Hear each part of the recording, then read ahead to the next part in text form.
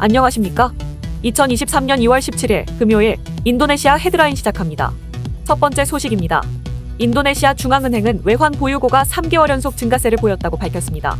2023년 1월 초 외환 보유액은 미화 1,394억 달러에 도달하였으며 특히 작년 12월 말과 비교하였을 때 22억 달러가 증가하였습니다. 외환 보유고는 경제에 혼란이 발생했을 때 중앙은행이 개입하여 루피아를 안정화할 수 있기 때문에 외화 증가는 긍정적인 현상입니다. 하지만 아쉽게도 인도네시아의 3개월 연속 외환 보유고 증가는 시장 경제에 긍정적인 반응을 얻지 못하고 있습니다. 왜냐하면 이번 증가의 이유가 정부의 글로벌 채권을 발행하여 늘어난 것이기 때문입니다. 인도네시아 정부는 30억 달러 규모의 글로벌 펀드와 외화 채권을 발행하였습니다. 글로벌 채권은 2023년 1월 5일 SEC 등록 형식으로 각각 5년 만기, 10년 만기, 30년 만기로 발행하였습니다. 이번 글로벌 채권 발행으로 외국 자본의 유입이 매우 컸으며 1월 2주차까지 무려 50조 루피아의 자본이 유입되었습니다.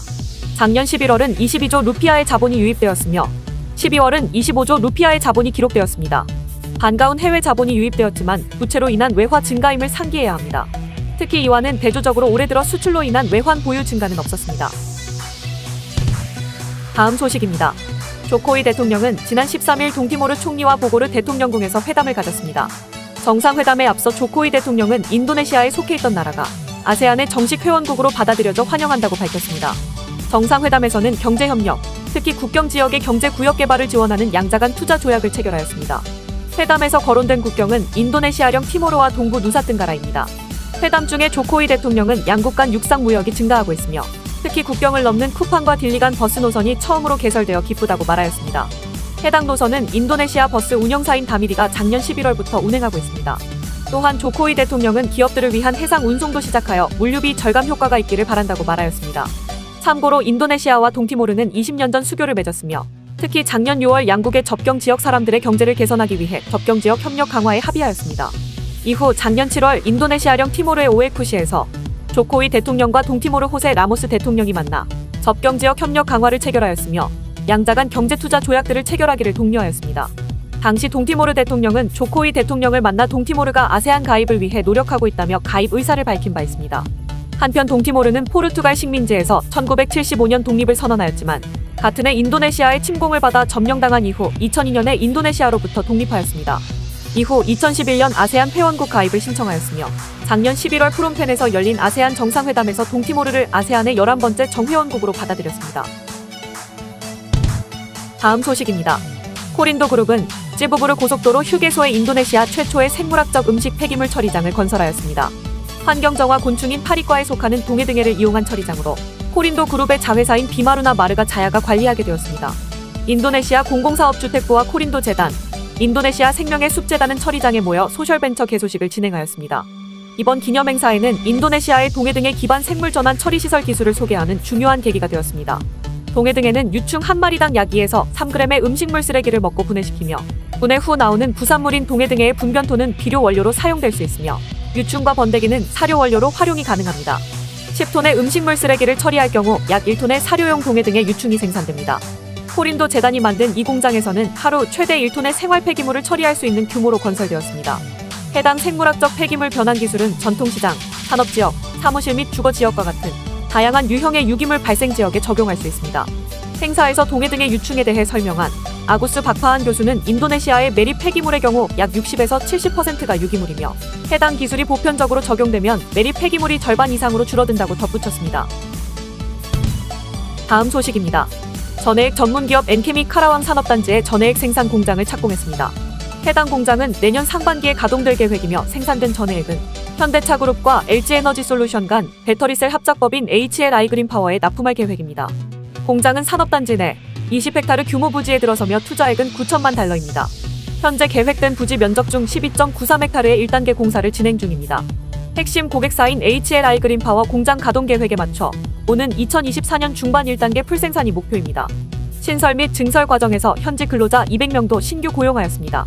참고로 전해액은 양극재, 음극재, 분리막과 함께 배터리 4대 핵심 소재로 꼽히지만 전해액의 수명이 짧아 배터리 제조 산업단지에서 빠질 수 없는 제품입니다.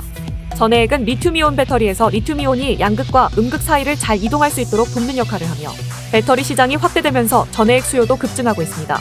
한편 카라왕 산업단지에 따르면 HLI 그린파워의 1단계 공사 진행률은 약 90% 완료되었으며 올해 2분기 시범 생산, 연말에 일부 기능적 운영에 착수할 전망입니다.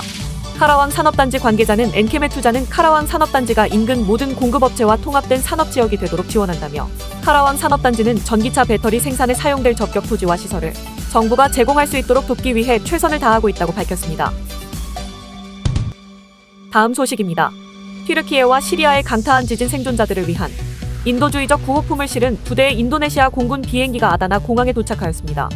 해당 구호품은 인도네시아 정부에서 마련한 첫 번째 지원입니다. 첫 번째 공군 수송선 B737-400에는 47명의 수색구조 요원과 의약품, 야전 병원 장비들이 들어있었으며 두 번째 허큘리스 C-130에는 구호품이 실려 도착하였습니다. 2대의 공군 비행기는 화물을 내린 후 즉시 돌아왔습니다. 프라보어 수비안토 국방장관은 구호품의 대부분은 식량, 신발, 우비, 담요가 들어있으며 앞으로도 계속해서 보낼 것이라고 말하였습니다. 또한 1차 지원에서 47명의 수색구조 요원이 함께 파견되었는데 이후 13명의 국가재난 경감청 요원도 파견될 예정이라고 밝혔습니다.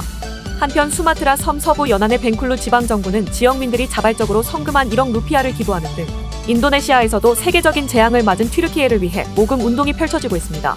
참고로 튀르키예의 지진은 금세기의 7번째로 치명적인 자연재해로 분류되었으며 13일 기준 시리아에서는 3,500명 이상의 희생자가, 튀르키예에서는 24,617명 이상의 희생자가 집계되었으며 약 8만 명 이상이 병원 진료가 필요하고 100만 명 이상이 임시 대피소에서 생활하고 있습니다.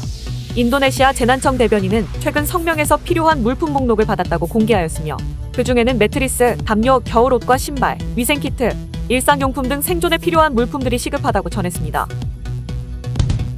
다음 소식입니다. 지난 9일 인도네시아 파푸아주에서 규모 5.5의 지진으로 4명이 사망한 가운데 해당 지역에서 올해 들어 1,000회가 넘는 지진이 발생했다고 일간 콤파스가 보도하였습니다. 기상기후지질청에 따르면 올해 들어 지난 11일까지 자야푸라 지역에서 발생한 지진은 총 1,174회였습니다. 작은 지진들이 계속되며 주민들을 불안하게 만들다 지난 9일 규모 5.5의 지진이 발생하였습니다.